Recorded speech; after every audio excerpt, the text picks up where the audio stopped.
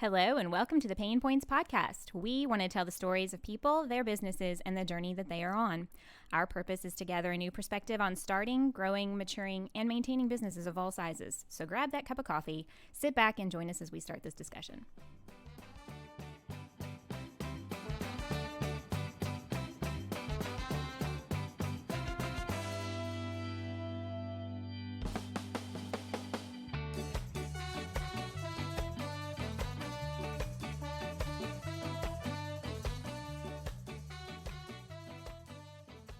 Hey guys, it's your host Sarah Harbuck, and with me is Kristin Ellis. Good morning. And our guest today is Amanda Tucker. Good morning. Hi, good morning. She has Amanda Tucker Photography.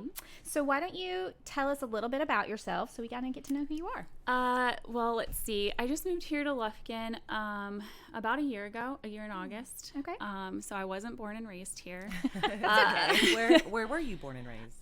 Well, that's even kind of hard to answer. So I say Pennsylvania just because that's where I spent my high school years. But being you were a military brat. Yeah, I was. There you go. Yeah, okay. So Virginia, Washington State, Guam. Those are the places. My husband's father was in the Air Force. So really? I get it. Yeah. Yeah. So I'm like, I don't really know where to say I'm from, but we'll just say Pennsylvania. Right. I'm a child of the world. Yes. Yeah. Yeah. He always says Houston because that's where he went to high school. So. Oh, yep. Yeah. And so then I did 13 years in the Navy. So thank you. Oh, thank you. Yes, I don't know what to say. Like, you say thank you, you're welcome. I don't know. Yeah, sure. It's always a weird thing. I know. It is a strange thing that we thank people for their military service, but you got to think they've sacrificed time away from family and loved ones and put themselves in harm's way. Yeah. So I feel like Made the a thank choice- you is necessary. Made a choice that I would not be willing to make. Yeah, So, same. So yes, thank you for taking up that mantle for those of us who are too lazy to do it. You're welcome. You're welcome. So I spent 13 years on active duty. I got out after I had my daughter to support my husband's career. He is a retired Navy SEAL. Oh, wow. So with his job and like his training, it was just too much to be Both two of you. military Have both parents. of you. Mhm. Yeah. So and he was actually medically retired. He retired last June. So he got an internship here at Nature's Eye. Oh. Do you know where that's at? Yeah. In I town. don't. Somebody explain, please. In town. Oh, is it a... Now that I have to explain it, I'm like, I don't know if I can. Amanda. So, and I'm terrible at this. They're probably going to give me crap, but it's like they do like land development. Yeah. There you go. Okay. Cool. But more on like nature, hunting, conservation. Conservation. Yeah, that was the yes. word I was looking for Yes, and could not okay. quite just reach out of the Yes. stratosphere and get it. Very I've heard my cool. husband tell it so many times, and I still can't get it. But that's what brought us here. Is he did an internship with them, and then we sold our house, and I moved here, and then that's when I decided to go ahead and pursue photography, because back in Virginia, after I had gotten out of the military, I still like worked as a government contractor, and I was trying to do photography on the side. Yeah. It was funny because at 32 at the time, I was like, what do I want to do with my life? Right. You know, Yeah. like who am I? Who do I get to be now? Yeah. Yeah. And so I was like, well, I love photography. And I was like, let's see what this does. And Had you always kind of done photography even when you were in the military, or was that something you picked up after you got out? photography on my cell phone, not so much like, I know, I mean, that can count, sure. Yeah. I mean, I remember like when my son was born, I had the little, Olympus cameras. A point and shoot. Yeah. So I had Yeah. those. I have a ton of photos of him, but I didn't, there's no manual on that. You can't, it's just point and shoot. Right. And so I was like, I do CrossFit. So how I was like introduced to it is we had a photographer at our gym, and she took amazing CrossFit photos. She actually got picked up to work for CrossFit headquarters at the CrossFit Games. Nice. And so I kind of shadowed under her, and I was like, oh, I think I want to do CrossFit photography. Like, this is awesome. Yeah. I don't know that I've ever actually heard of that. Yes. So her name is Charlotte, and I can't ever pronounce her last name, but it's like Forschler. And so I followed her and kind of mentored under her. Yeah.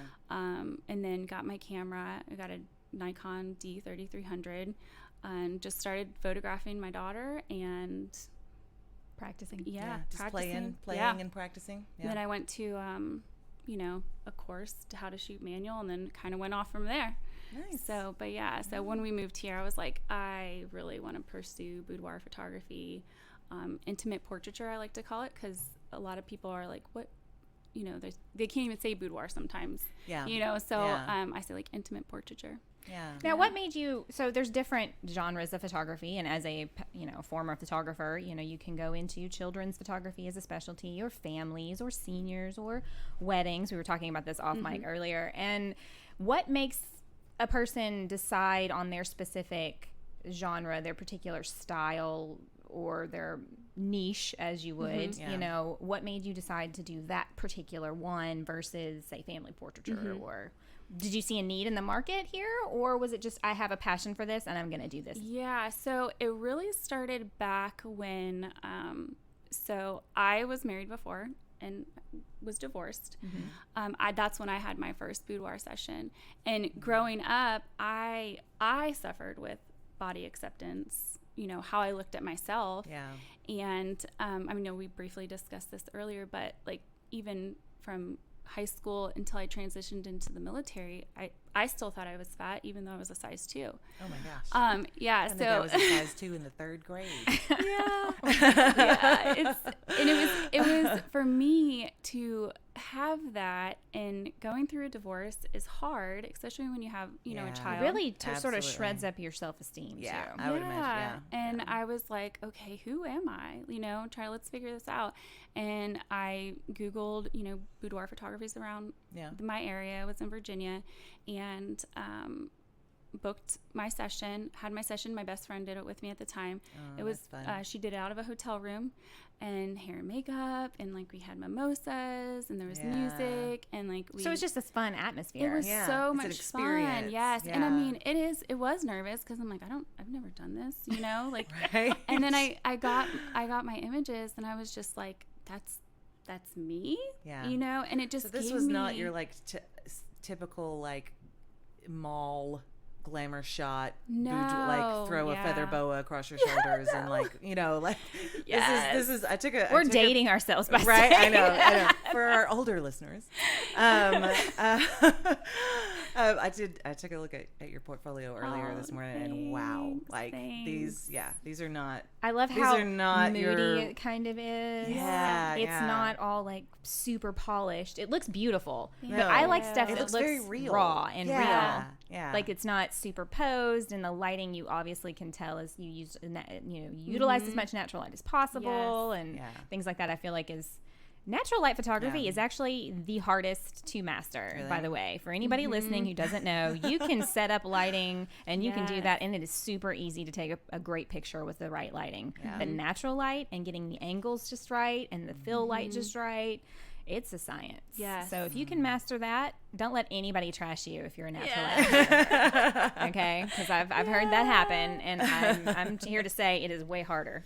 And that was hard too. Is like trying to figure out, okay, so like I said, I wanted to do CrossFit photography, but I didn't at that time. I was trying to learn that, and it seemed like everybody was a wedding photographer, or they did, kids or families. And so there aren't a lot of intimate portrait photographers, actually. It's kind of I never really did it, although I had people ask, because it's one of those kind of like, ooh, that could be awkward and uncomfortable. I don't know. And everybody's body is different, and it's real easy to photograph certain body types. But then what if you get somebody who doesn't fit that perfect mold? You've got to make them feel just as comfortable and just as beautiful. And I don't know if I had the skill for that, to be quite honest. So I think it takes a special person to be able to do that kind of photography, because it does require a certain sort of open-mindedness and also just seeing everybody in the same way. You kind of can, as a photographer, you want everything to be perfect. You want the shot to come out perfect, and you have to erase some of those things that you've preconceived on yourself and other people about what perfection looks like. I think it takes a special individual to be able to see that. And I did not have that gift. Well, I attended a workshop in Virginia. There's a ton of photographers, amazing photographers. And I attended a workshop, and she was a wedding and boudoir photographer. And that's when I was like, it clicked. I was like, this this is where I want to be. I had so much fun. But it was hard trying to work full time and, raise 2 kids and a husband who's training and being deployed, to really focus on that. So when I came here, I was like, okay, I've attended conferences, online courses, and everybody kept saying is find what you're passionate about, find your niche, right? And so I was like, every time that came out, I cycled back around to boudoir, and I was like, so people, it's funny because people will say, I know you like only photograph half naked women. It's like literally what they say. And they're like, but do you do family portraits? And I'm like, well, yeah, I can. I was like I'm not incapable. It's the same concept, guys. Come on. Yes. I was like, but it's just like, it's funny just because people think that that's what I only do, but I mean, I do families and stuff like that, but boudoir is my passion, your specialty is the boudoir. Yes. Cool. So you come from a military background, and you were in the Navy for 13 years, and then you worked in government after that. And so when you were starting this business, some people think, oh, well, photography, you just have to have a camera and boom, you're done. What kind of things, for anybody who might be thinking about starting their own kind of business, what kind of things did you do in order to take those steps? I mean, you have a beautiful website, so that's one thing, but like on the business side of it, you register your name or, you create an LLC. How did you go about doing all those things? So what I wanted to learn how to shoot in manual first, and that's really where I started. And it wasn't until... So you invested in your education first. I did. Okay. And then I really wasn't sure where to go, because it's like, okay, well, I think I want to do this as a business, but I'm not really sure. But then, people would say, it's your time. You're spending time away from your family. Yeah. So you should charge. And I was like, well, then if you were charging, then that comes in a whole nother... oh gosh, right? Now you got to file taxes. Yes, I need sales tax. Yeah, I need to get registered and all this stuff. And so I was like, oh my goodness, I didn't think that. I was like, I just want to take pictures and see how this goes. So I did. I invested in myself first, and then started to let's look at get my name registered, get my business name registered in Virginia. And then I just kept learning more about it. And then just photographing like family, people I worked with, friends, like doing boudoir for them, because I wasn't ready to practice. Yeah. And it's my journey's been only about 2 years. It popped up on my Instagram saying, hey, you remember this 2 years ago? And I was like, wow, I can't believe it's been that long. And but yeah, just investing in figuring out, I wish I figured out earlier where I wanted to go with it. And then 2, finding your style. Because in Virginia, there's a lot of light and airy. I don't know, what was your style for weddings? It's more photojournalistic. Yeah. Not so posed. I mean, I obviously did the posed things, but it was more capturing the moments as they happened and not really trying to pose them. Oh, yes. So but that didn't, depend, that was a hit or miss with some people. Some clients really wanted that very magazine quality styled shoot look, and I didn't really do that, and so when I would have a client come to me and say that, I would be like, you would probably be better served by this photographer over here. That's her style. I don't do that. If you look at my stuff, it doesn't look like that. So and also being confident enough to say that to people. It took me a long time. I mean, I did it for the better part of 2 decades, you know, and it really took me about 5 or 6 years to really get confident enough to be able to say certain things and to say no to certain jobs that I was not good at. And the fact that you were like, well, I feel like I'm pretty good at taking pictures, but I'm going to go take classes to learn how to work my camera. Bravo, because I've seen so many people that have just been, well, you take great pictures, and so they buy a camera and they start taking, but they've never taken their camera off of auto. And it's like, well, if you're going to do this as a profession, you probably should learn the technical ins and outs too, because that's just as important as the image you create. Yes. If you have to spend hours in Photoshop manipulating it to get it to look good, you can just do that naturally if you know the workings of your camera. With an iPhone camera. So just, learn the basics. So thank you for doing that from a photographer who went to school for photography, because I feel like you don't have to get a degree in it, but at the same time, taking a little bit of time to educate yourself on how to work the tool that you're going to use to make your living. Yeah. Well, so many people don't do that. Yes. And I feel like that's super important. Yes. And that you knew yourself enough, and it's probably your military background and you're more, you know, what do? They really like whip you into shape, you know, and get you like prepared for life. It's just knowing that, okay, I need to figure out where my road is and which lane I need to be in. Yeah, that's good. Taking workshops and YouTube. Oh my goodness, I YouTube the heck out of everything. Yeah. You can learn anything on YouTube these days. Yeah. So if there wasn't a workshop, there was a YouTube about it. You know. Yeah. So that's, I mean, too, YouTube is it's an education. It is a very. I don't knock YouTube, man. It is an awesome resource for all kind. I mean, you know, your car breaks down, you can't take it to the mechanic. Get on YouTube. Yeah. Yeah. Yeah. Absolutely. You know? So go ahead. Oh, Creative Live was another one that yes. I did a lot of classes on, and then just following photographers. Well, and two, looking, like you said, following photographers like on Instagram or wherever, and just looking at their style, looking at how they shot something, looking at the lighting is really big. That's what I would always look at. How can I mimic the lighting they did? Because I don't think they did artificial light, but they did some kind of fill flash or something. And, you know, I would always try to copy the lighting because I felt like that was, if you could get that right, then everything else just sort of lighting is very important. Falls into place. I never realized that until my children were born, and I tried to take like infant photos. And I was texting Sarah going, what, how, what is happening? How do I do this? I was like trying to be like, she okay. was like giving me little pointers, you know, as I'm trying to do this. It'll help. Yeah. So you created your business sort of in a slow, it sounds like you kind of took it in steps and figured out, you know, okay, how do I work my camera? What's my style? What do I like? When someone comes to book a photography session that's boudoir with you, take us through the steps from start to finish of what that'll look like.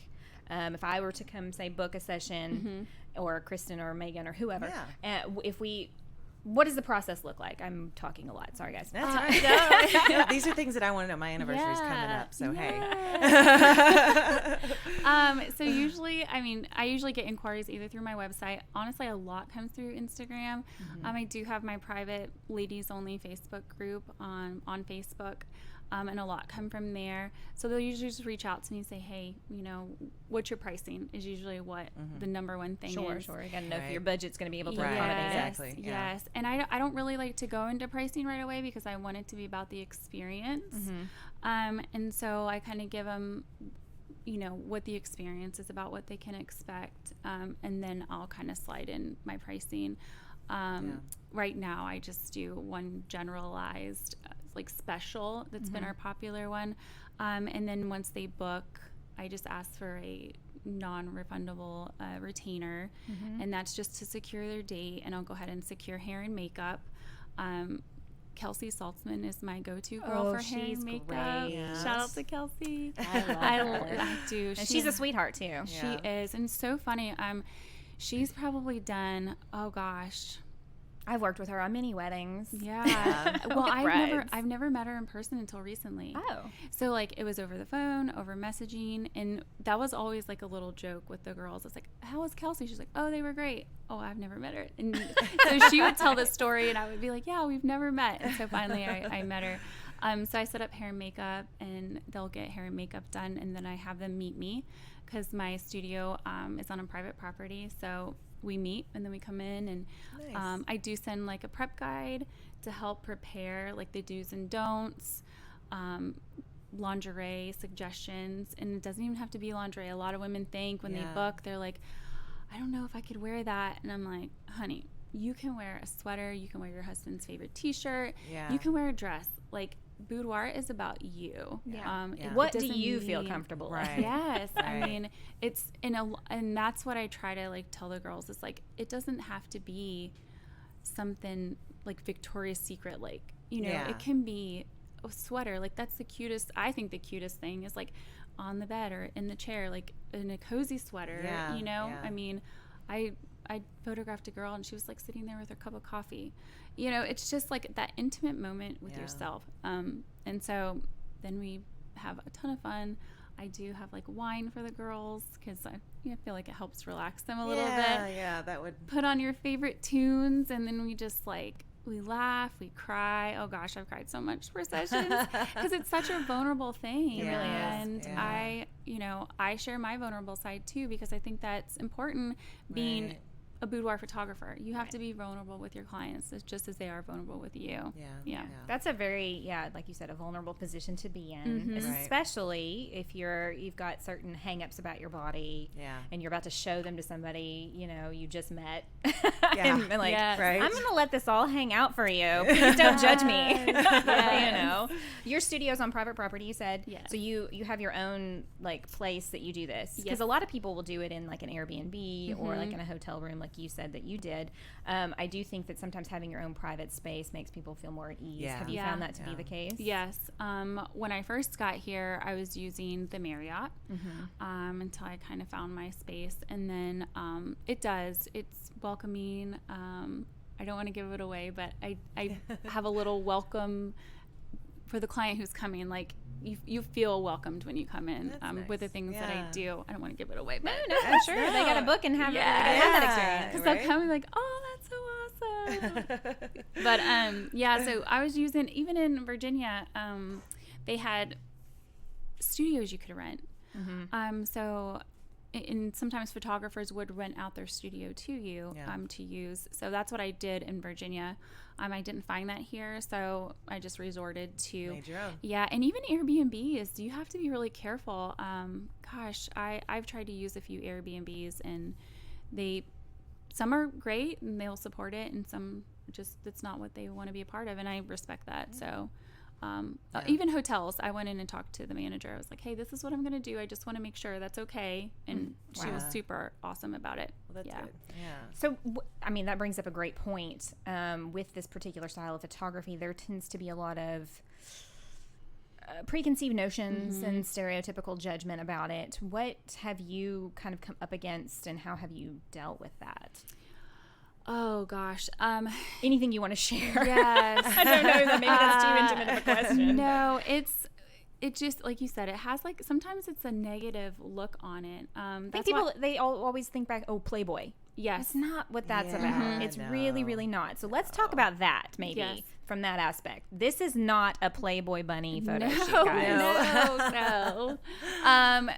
If the client wants to do that, by all means. Sure. If she wants, but that's not what it's about. It's about... it's usually about them and not gratifying someone else's objectification of them. So... so that's why I tried to say intimate portraiture, because I feel like that is more... not as, because you're like, oh, okay, but when you hear boudoir, people are like, oh, thinking a little raunchy, and it's not. No. And so I found that, or moving here, the clients are different than in Virginia, and I don't know if it's because Virginia's more populated with military, it's bigger, but here a lot of women are really reserved, and I respect that, but I found that,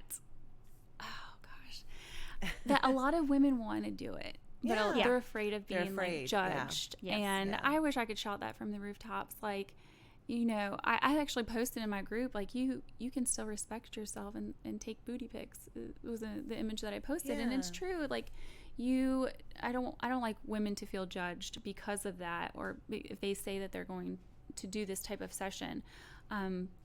And hopefully I can change that. A lot of it is about body positivity, and it's about being able to, through these photos, look at, if you're having some issues with the way you're viewing yourself, and you do a session like this, you can go back and look at those photos and go, wow, I really am beautiful. And then it's empowering. It's empowering. It helps your confidence, and it's nothing to do with sex or being in a dirty magazine of any kind. It's about liking yourself. Most women I've talked to that did these kinds of things did them for themselves more than they did it for anybody else. Even if they are married or had a significant other, they were just... I say my anniversary is coming up, and I would totally let my husband look at them, but it would be for me. Yes. And that's what I love the most, is when I can show a client, like, I don't always show the back of the camera, just because, I have to leave something for a surprise when you see them.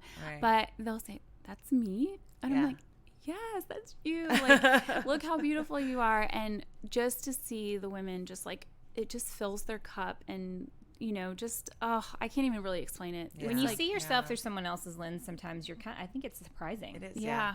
And you're like, oh wow, wait, what? Yeah. Yeah. I had a client recently.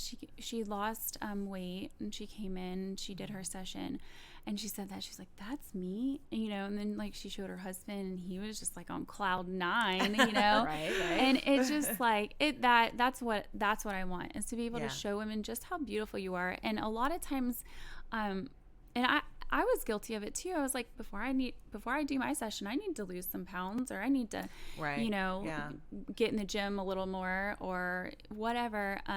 But tomorrow is not promised. Yeah. And I try to tell the women that, like, if you're working on yourself, great, that's awesome. But tomorrow might not be there, So don't waste time not loving yourself the way you are now. Exactly. You may never end up being that size 2 again. And it's not to say that you shouldn't try to be healthier, or you shouldn't try to improve, and continue to work on that. But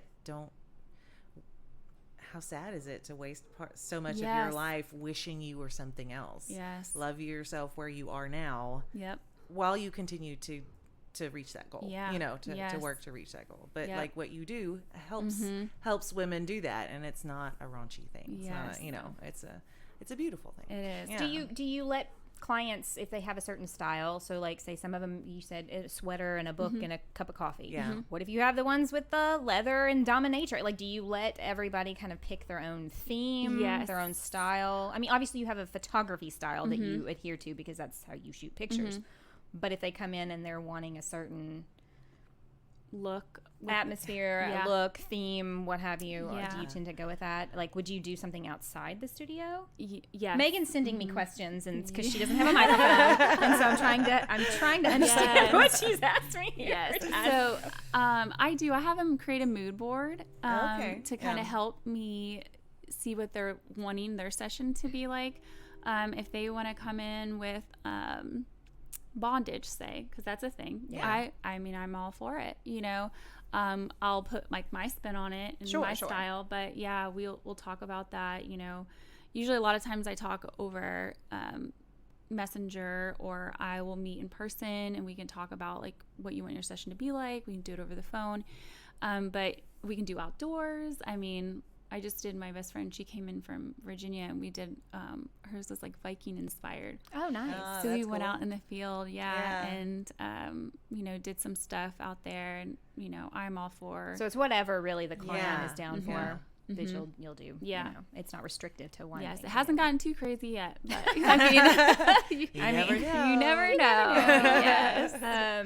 That's. I mean, I like that because I feel like you can do your style, but you can incorporate all the different personality types that will come through your doors, because some of people like me, the sweater and a cup of coffee sounds like absolutely, versus like some sexy lingerie, but that's just me in general. I like to be comfortable more than I like to like necessarily look good. I had a bride come in, and I brought donuts because I provide like snacks and stuff. So I brought donuts, and I got her with her like cute little sweatshirt on, eating a donut, and she had like the bottle of wine. This is like what wedding planning is really like, stressful, but we had so much fun, and bottle of wine and donuts, like it's an experience. Sounds great to me. I mean, a bottle of wine and some donuts sounds good right about now, right? On this Monday morning. What has this business taught you about yourself that you kind of were like, whoa, I didn't know that about me? To be honest, it's taught myself to love myself more. Yeah. Because it is so easy. And I was just telling a friend of mine this the other day. I said, because when people look at you on social media, they're like, wow, you're like, you're on top. You're doing great. And I was like, yes, but I still struggle too. Yeah. But it helps me by putting out positivity about, body acceptance or loving yourself or encouragement to help myself. So I mean, sometimes I get down on myself too. You said you have a private women's only Facebook group, and I from what I've gathered from Marky, how that's how we were introduced, that it's all about really promoting that body positivity and you know, liking who you are. And yeah, we can all have things we want to improve on, but you know, we were all created a certain way, and you know, there's plastic surgery, but there's some things you just can't get over. You know, there's no, you know, it's genetics. So being able to like yourself the way that it is, you know, and you know, we all color our hair, or wear makeup, or different things like that. It's not to shame people who do those kinds of things, but. So what have you, in that group, what is the common, you know, don't name any names or anything like that, it's obviously a private group, but what is the common thread you see with a lot of women that they struggle with that kind of keeps them from being able to do something like an intimate photography session? Besides their body issues, like, is there any other hang up that they have? No, it's always the body. Yeah. It's or sad, really. Sometimes, we live in a world where we all hate ourselves so much. Yes, it's really that. Or sometimes, you know, people are like, I just don't have the money for it right now. Sure. Which, you know, I totally understand too. Yeah.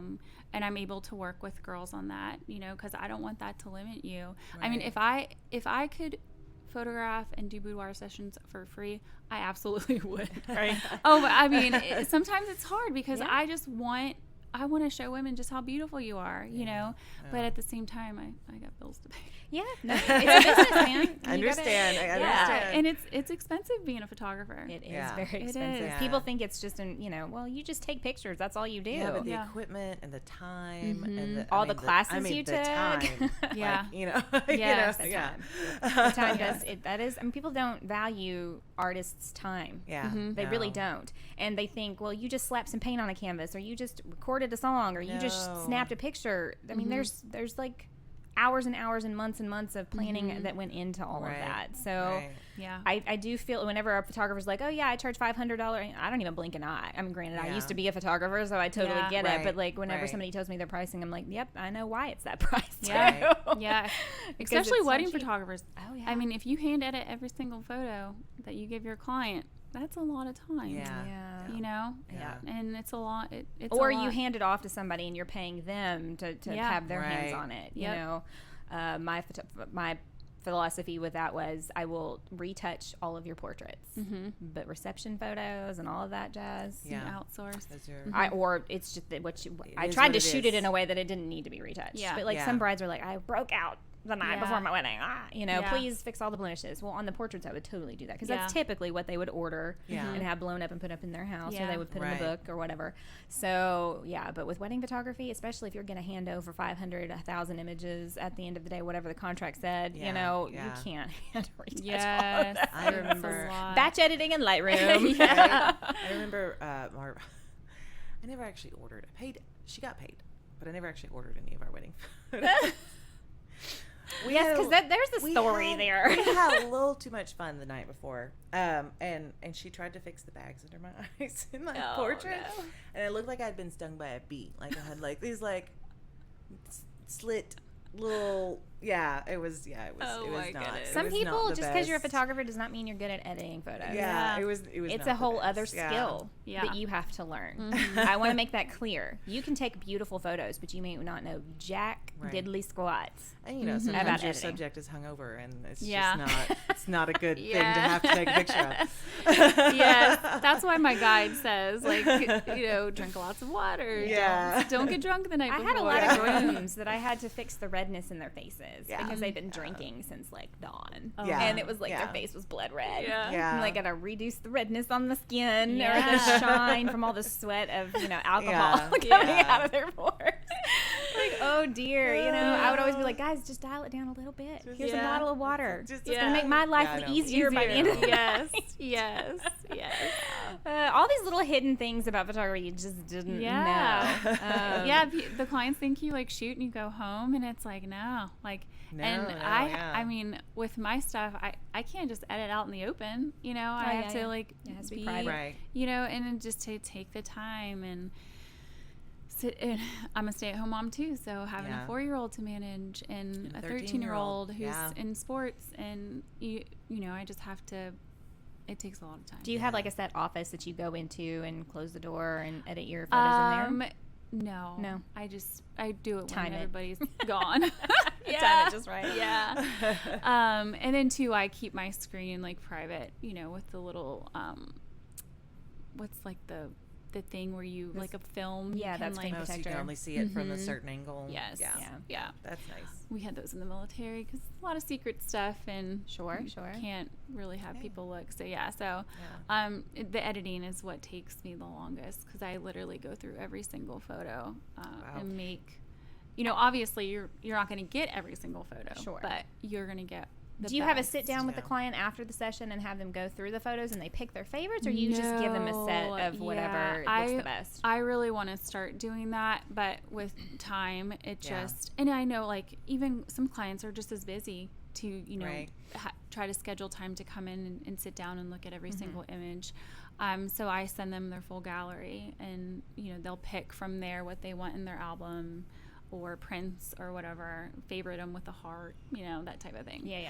That's what I hope to move to, is to like do like a showing. Because I think that's where it's at. You also make a secondary connection with that individual, when you're looking through it. I see the merits of both sides of it, especially in the times we live in now. Right. But, even before then, busy schedules, like it takes a lot just to be able to even schedule the appointment to go do the photo shoot. Yeah. Sometimes coming back for a second or a third appointment to look through pictures and order product and what have you can get to be a lot. Yeah. So I can see the benefit of both sides of it, but I do notice that people do tend to spend more money when they're there in person, seeing the images, because they have that connection again with you. And then they like, oh wow, like I'd forgotten about that moment in my wedding or whatever. So I definitely think that there's pros and cons to both sides. But when you're limited on time, sometimes you just, it necessitates putting an online gallery up and going, pick your favorites and tell me what you like. Yes. And trying to, and when the ones you can meet in person, great. And the ones you can't, there you go. Make it work. And I really hope that's like my goal. Probably in the next year is to have a studio at home, and then be able to have that, bring the client in. Same thing, I want to bring them in before their session too, because get to know them. Get to know them. You get to meet me, because I truly believe like not every client is going to click with the photographer. Right. Sure. So, let's get to know each other, and, look at the client closet and see, because I do offer a client closet for clients. I have over about 150 pieces. Wow. Yep, and I have angel wings too. So Victoria's Secret. Yes. A lot of ladies don't really opt for that. But I was like, at least put them on, and they're like, oh my gosh, I feel like a Victoria's Secret model. they're just fun. But to look through the closet and see if there's anything, and relax, and because I know it's scary coming in and meeting somebody for the first time, and like, okay, now I have to... Especially somebody that's going to see you in your skivvies. Yeah. Anytime I did children's photography, especially little kids, I would tell the parents, look, try to show up a little early so that we kind of just play around for a minute. Yeah. Because it took the kids a good 15 minutes, sometimes 20 minutes, 30 minutes to get warmed up to me. Comfortable, And to be like, why am I being forced to sit in these positions and do X and Y, And by the, usually what had happened was like by the last 30 minutes of the session, that's when the actual like good portraits were taken, because they're warmed up. They need to get to know me, and that was what was always so challenging to do that kind of photography, because I don't have a lot of patience. Oh, hats off to family photography. It takes some patience that I no longer possess now that my children are older, and I feel like it was always frustrating, because I knew that the parents wanted to get it over with. I knew the kid was not done, but I knew that if we just held on another 20 minutes, that something would slip, click over, and they'd be fine, and the kids would take these amazing pictures, but the parents were usually so stressed at that point. So it's definitely you don't have that issue, I would think, with adult women maybe, but then that getting to meet them ahead of time would only facilitate that even more. Because I'm a people person for the most part, and so I can meet somebody and within 10 minutes, like, okay, we're good, know. But some people aren't like that. No, it takes a minute. And especially if you're about to disrobe and only be wearing like a little bit of clothes, that adds a whole other layer of like weirdness to the whole situation. If you're not that kind of more flamboyant individual, right? Because not everybody is. No. But do you see like across the spectrum of different personality types? Oh yeah. I had a client come in from Dallas, and she came in with her 2 girlfriends. She was so nervous. Yeah. And we had wine, and by her second glass, she was warmed up and she was ready. Yeah. And her girlfriends were there cheering her on. It was fun. That would definitely help to have Yeah. Friends. Right, yeah. I can't decide if I would want friends there or if I would want to do it alone, because I can go either way, probably. Yeah. Yeah. Well, some girls, it is easier when it's just like me and the client, just because you don't have all the extra commentary. Yes. Yeah. But we had so much fun when she came in, and we laughed, and it was just a fun time. And they had a 3-hour drive back, and she was like, that was so much fun. Yeah. And so but you see all different, even girls come in by themselves just really shy, and now they want to book another one because they were like, that wasn't bad at all. I want to let myself out a little bit more. Yeah. So that's happened too. So I feel like that's probably the case for most everyone. Once they get into it and they see that, you're not going to say anything about their flaws, you're probably not even going to notice the flaws that they have built up in their minds. Yeah. They get to where they're like, oh, this is what this feels like. Yeah.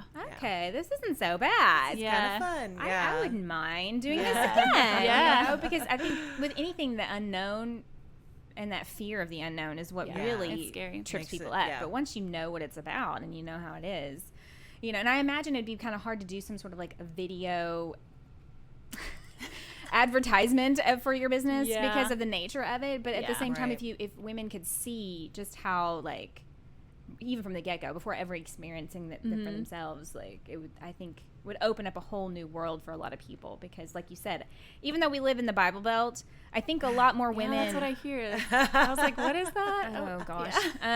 Well, that's a whole other podcast for Renee. But when you live in an area like this, there's a lot of repression in a way in your mental, how you're brought up and the way you look at yourself. And certain things are utilitarian and you're not supposed to really think about them in any other way. And I feel like we do a lot of things for our spouses or our significant others, but we never do it for ourselves. Moms tend to be on the bottom of the list in terms of who gets taken care of.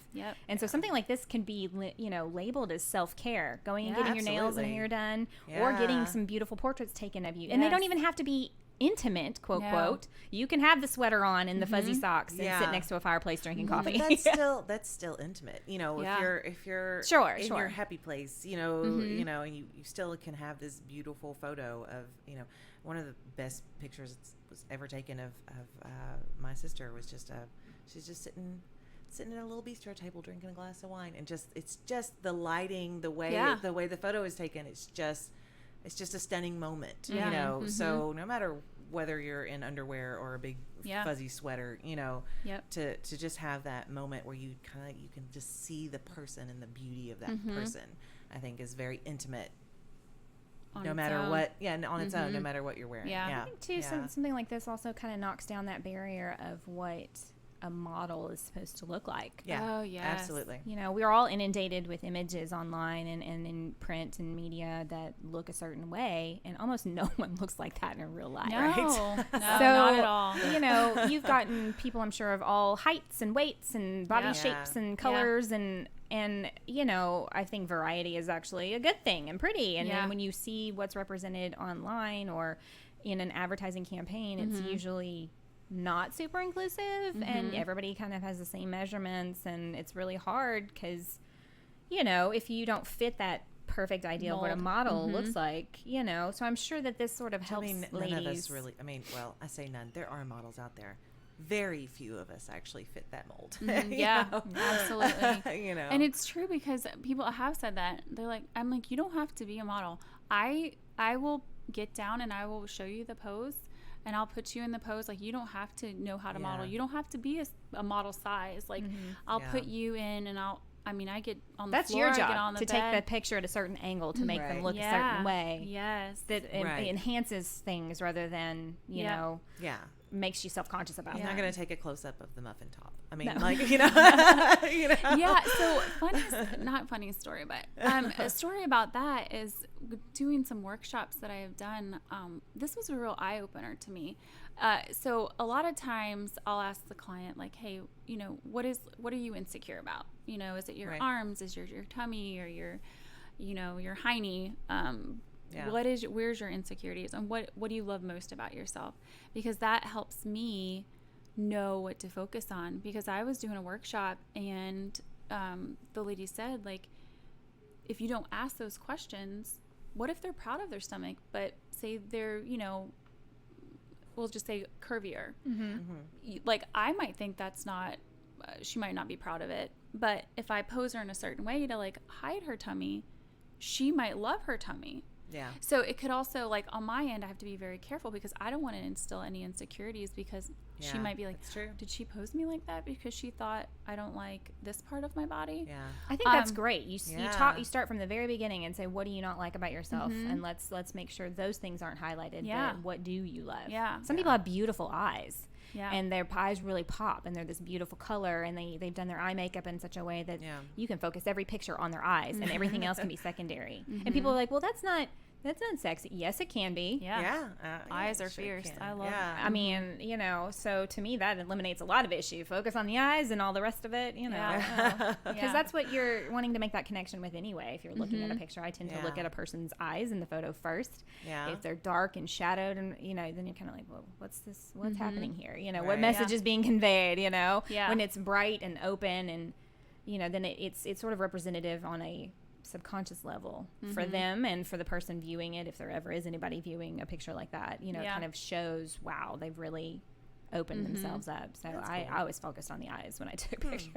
And I never took pictures of that kind of a nature, but definitely even in regular portraiture, you know, I did a lot of brides over the years, and I had them in all different sizes, and some of them were very self-conscious about the way they looked, and sometimes, bless their hearts, they'd pick a dress that just made that even worse, you know. and so I would always stand at an elevated position and shoot down and make their face and their eyes the focus of the picture. And they always loved them, you know, because it like completely minimized their body, and you know, you don't want to make them, like you said, feel worse about something. Yeah.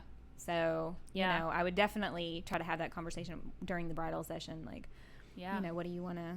What do you want to focus on? And sometimes I do forget, you know, like, I'll just, because I get carried away, I'm like, all right, let's get start. Go. You know, then have to, like, okay, like, you know, what do you love about yourself? Or if they're doing it for their spouse, like, is he, what part does he like about you? You know, and let's get some focused on that, so that way, if it's for him. But that was a real big eye opener to me, because I was like, oh, and then I'm like, did I ever do that with anybody? You know, like, I go back to think, you know, did I ever make myself or make a client feel, by positioning them or posing them in a certain way, insecure because maybe she loved that, you know, like her arm or whatever, you know.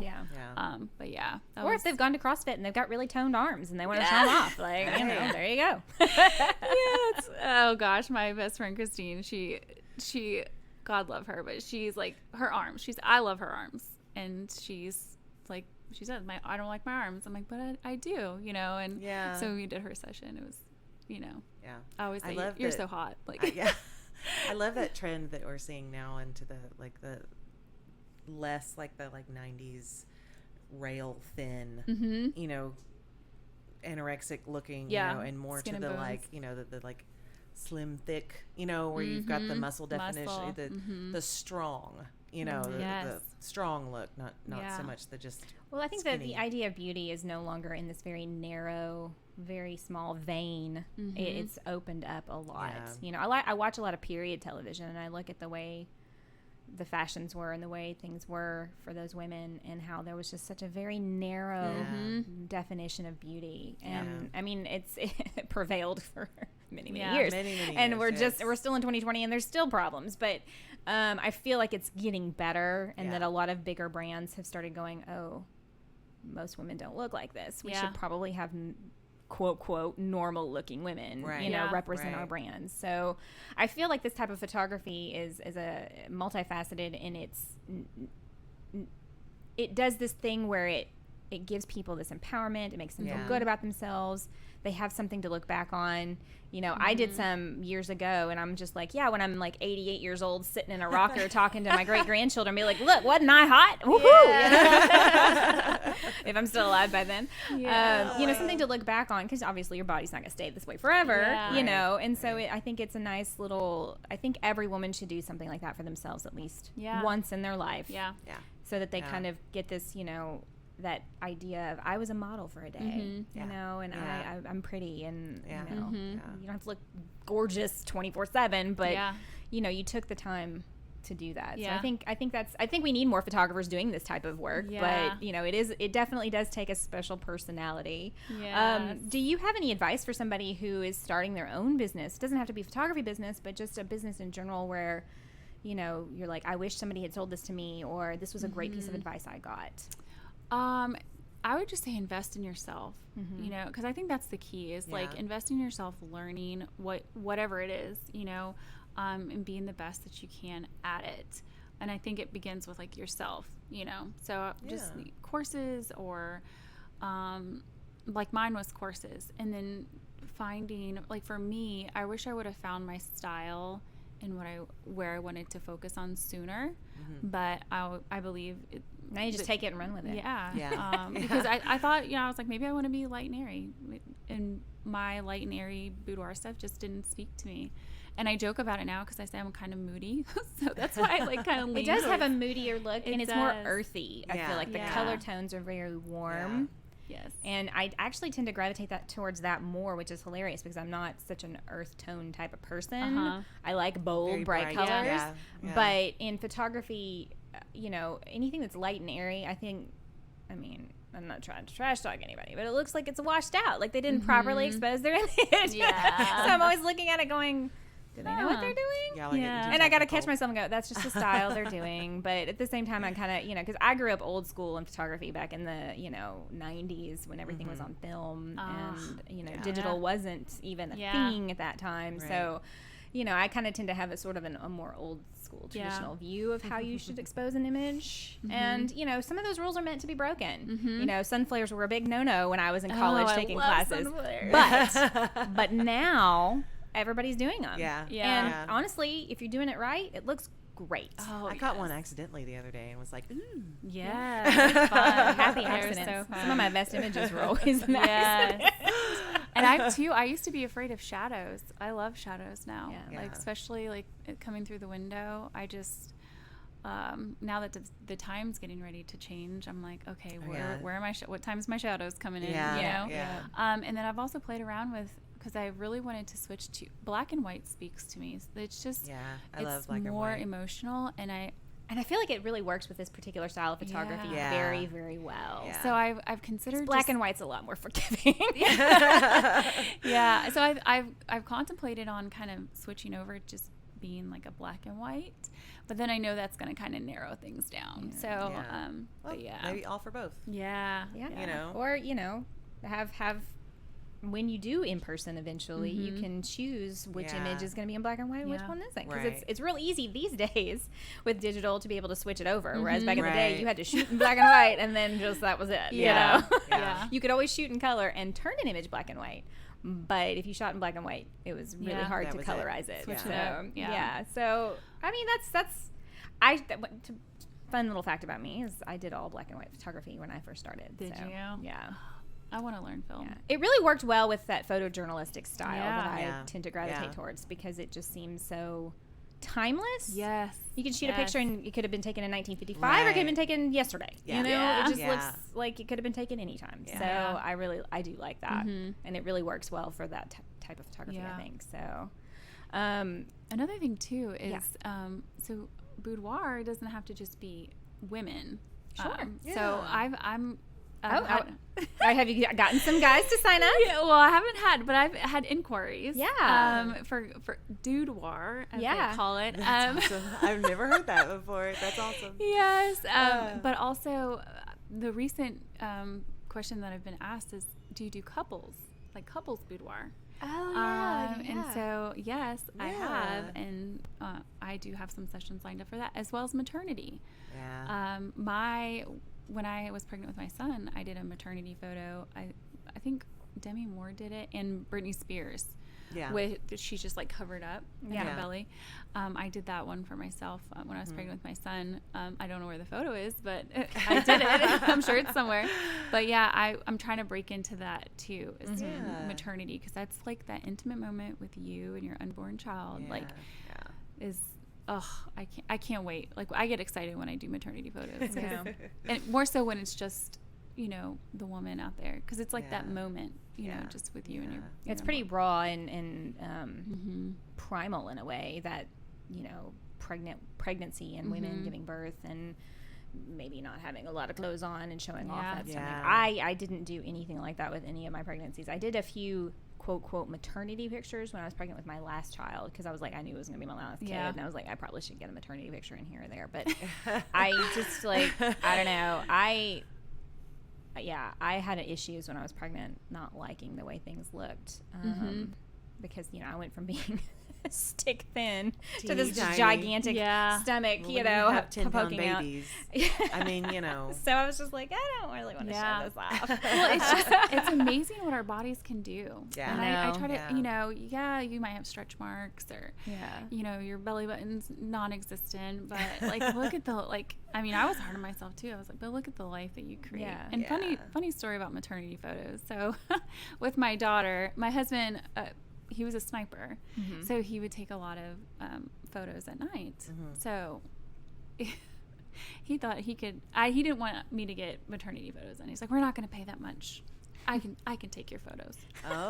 Oh God. I tell that story every maternity session I have, because I was like, "Are you serious?" Like, I get photographed. Did he try? Yeah, he tried. Bless his heart. But he tried. Oh my God, they were just. And it was sweet of him to try, though. It was. And we got into an argument. I'm like, it is really like bright. Can you know? But him photographing at night is different. Photographing. Yeah, a totally different animal. It's a totally different animal. Yeah. So now when I see my maternity photos, I just laugh. I'm like, this is what your dad took. What you get. Yeah. That's right. Yeah. But that's fun. It's funny. I think it's good that guys are going to get involved in something like this, and more men, because, like, you know, we talk about how women's bodies are objectified or put under scrutiny, but if you think about what is projected for a man's body, I mean, not most guys don't fit that mold either. So I feel like we need to be inclusive across the board, you know, and I think more guys doing something like that, because we have so much, you know, guys were raised. I mean, I think that's coming out, and like this generation is like falling by the wayside with this idea of, you know, men have to act a certain way. Don't cry and don't show your emotions. And I feel like something like this is a part of that bubble of, hey, it's okay to like yourself and the way you look, and it's okay to cry at a film or a sad thing, and you don't have to be this strong stoic stone of a wall, you know. And I feel like if more men kind of started doing the self-care thing too, right, you know, it really will help everybody going forward. You know, like I feel like everybody benefits when we stop putting so many limitations, so much pressure on yourself. So that's great. Well, what does the future hold for you in your business? You know, you said in-person sales, but what else do you want to try to do? I really just want to grow this here. It's honestly, it's grown so fast. Coming here, I was nervous, you know, it being like, I call it like a small big town. I feel like that's accurate. And so when I came here, I, you know, looked at the photographers. I was told that there was no market for boudoir. But there's no market. There was no boudoir. There was nobody doing it. Nobody that's why doing there was no market. That's why, So I was like, well, I'll just pray about it, and we'll just move forward and see what happens, right? I mean, what's the worst that can happen? Right. I shoot families, or I don't know. Right. So I came here, and then also too, I researched the other local photographers that popped up, because being the quote unquote like new girl in town, I didn't want to come in and like ruffle any feathers. I completely respect. And that can be an industry where people are vicious. Yeah. In Virginia, it was like, really? Yeah. Like, I like, having a community over like competition. Yeah. But in Virginia, there were some that were like that. There were some that weren't, especially me trying to learn, asking another photographer. It was hard. I mean, you would think because it's art, and art is so objective, and there's so many different styles and so many different ways that you can do things that it would be more of a community. You would think. I mean, I tried anytime I saw a new photographer coming in back in my heyday to like be as inclusive as I could and make them feel comfortable and welcome, because I know I didn't always receive that. And trying to be friends with other photographers, it was hard. There were a few that I'm still good friends with today, but like there's some, man, they just see you as an enemy, and that's just how it is. And you're like, well, we could have been friends, we could have worked together. I could have passed on clients to you, because I didn't do photography. I tried to take on every job. I was like, hey, so and so, she does a great job at that, or he does you should go to them. And it always surprised my clients, because like there's a bride and a groom that I had done their engagement, their bridal, their wedding, family pictures, and then she got pregnant, and they wanted to do like an announcement photo, and then they wanted to do like pregnancy, like maternity pictures, and then she was like, so you can do my newborns? And then she kind of smiled, and she's like, I know you don't do that. And then I gave her a list of people to to check with, because I don't do newborn photography. Oh no, that is another skill I do not possess. So and hats off to them, because that's a lot of work. So I feel like if everybody like we're not there's enough business for everybody, we just just need to chill. And then too with that, I feel like we're just supporting one another. I don't, like I said, I don't advertise for families. I'll do families just because those, but I only really offer like mini sessions, because it's just, I'm booked out right now until February. Wow. So I'm not saying I don't have the time, but let me share this with another photographer. And then too, I wish other photographers would do that if somebody comes to them for like a boudoir, not saying that they can't do it, but I've had so many clients come in and say, I had a session and it was horrible. I cried. I hated my photos, and that's heartbreaking because it's hard on a woman, to absolutely. And then especially to even come back and say, hey, this happened. Again. Can I do this again? And we see, to take that leap of faith and trust somebody else. So that's really hard. That would be nice if we could do that. But so I came in here and I researched other photographers and found there was no market. So I kind of just focused in on that with my marketing, starting my group. My group has over, I believe, 1,300 girls in it now. Oh, wow. So it grew really, really fast. And I'm so thankful for each and every one of them that are in there. I have girls coming from Louisiana, from Dallas. Like, it's grown so fast, and I just want to just put my heart and soul in that, and that's just fantastic. Thank you. Hopefully have my studio at the house, so I'm not, traveling, and doing on in-person sales, and just trying to show every woman that you're beautiful, no matter what size you are, no matter where you are in life. You're beautiful at this moment. That's my goal. Is to, I think that's showcase good. That. I think we need more people doing that, and I think we need to be more open to having that experience as women. Definitely. And you created a market. When people told you wasn't one, well, it's because there was nobody here to do it. So you fill a need where there is one. And then it also is like changing the outlook on it. Like it's heartbreaking to hear like a woman's going to be judged if she does a session like this. I wouldn't even. I don't know. I wouldn't even have thought about that. Like I would think more about you're judging yourself, which is preventing you from doing that. But not so much about other people judging you for. Except that's also a factor you have to consider. This is why I keep my business to myself. I wouldn't even. Too many outside. I don't need their opinion. I don't know. I guess maybe like my mom did. The glamour photos whenever my mom in did like too, the 90s. Whenever we were little, and so I guess it's just my mom did it, so what's wrong with it? I think it's mindset, and then too I think breaking down those walls, you know, can only help us going forward. Right. So, well, Amanda, we are almost out of time, so I think we're gonna have to wrap it up. I could sit here and talk to you for like another hour. It's been great. Thank you so much for taking time to come and talk to us since you're so busy. I was all like thinking, I need to book a session with her, but she's already booked out to February. We're missing my anniversary. We'll go for next year. I guess so. and that's another thing too is clients are like, hey, my anniversary's in 2 weeks, and I'm like, oh, nope. And, you know, and I try my best to contact me 6 months before, and then we'll work. But thank y'all so much. Well, that's great that you just started 2 years ago and you're at that level. That's amazing. Yes, congratulations. Thank you. Yeah, so great. Tell everybody real quickly before I forget where they can find you online and social media. So online it's AmandaTuckerPhotography.com. In Facebook it's Amanda Tucker Photography, and then Instagram, it's across the board. Okay. And y'all go check it out because she's got her portfolio. It's beautiful, up there. beautiful. They're gorgeous. And our ladies photos. only group is Self Love Society, which you can find through my Facebook business page. Okay. So, perfect. Awesome. Well, thank you so much for joining us. Yes. Guys, thanks so much for listening. I hope you all enjoyed this episode. I know I certainly did. Y'all should tell us your story. So if you want to be a guest on our podcast, you should go to our website at www.PaynePoints.com or find us on any of our social media. If you're listening on Apple Podcasts, please leave us a review. And if you're listening on YouTube, like and comment and subscribe. And if you're listening on Spotify, give us a follow so you never miss an episode. All right, guys, that's going to wrap us up, and we'll see you next week. Thanks so much. Bye. Bye.